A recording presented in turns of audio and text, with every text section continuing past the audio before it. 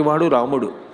శ్రీకృష్ణ భగవానుడి యొక్క ఉత్తమమైన గుణముల గురించి మాట్లాడుతూ భాగవతంలో రుక్మిణీదేవి ధన్యున్ లోకమనోభిరాము కుల విద్యారూప తారుణ్య సౌజన్య శ్రీ బల దాన శౌర్య కరుణా శంశోభితున్ నిన్నే కన్యల్ కోరరు కోరదే మునిరమా కాంతాలలామంబు రాజన్యానీకవ సింహ నావలననే జన్మించనే మోహముల్ అంటుంది.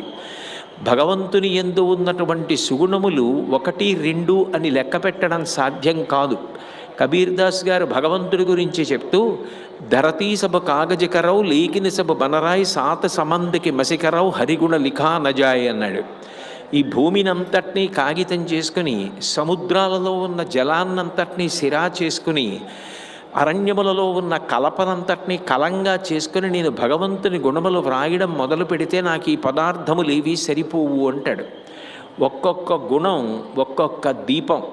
అటువంటి దీపం వెలగాలి అంటే ఒక దీపానికి ప్రమిద, నెయ్యి, ఒత్తి, అగ్ని అన్నీ కావలసినట్టే ఉత్తమ సంస్కారాన్ని పొందడానికి మనిషి కూడా గురువులను ఆశ్రయించి తనంత తానుగా మంచి గుణములను పొంది ఒక జ్యోతి ఎలా వెలుగుతుందో అలా వెలగాలి.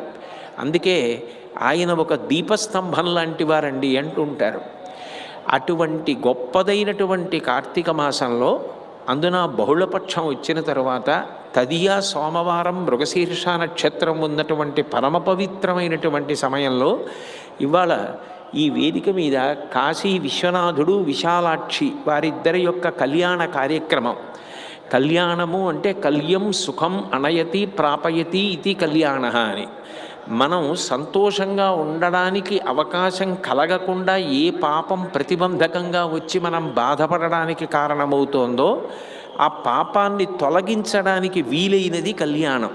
కేవలం కళ్యాణాన్ని ప్రేమతో భక్తితో చూసినంత మాత్రం చేత ఈశ్వరుడి కృప కలిగి మన బాధకి కారణమైన పాపము తొలగిపోయి మనిషి సుఖాన్ని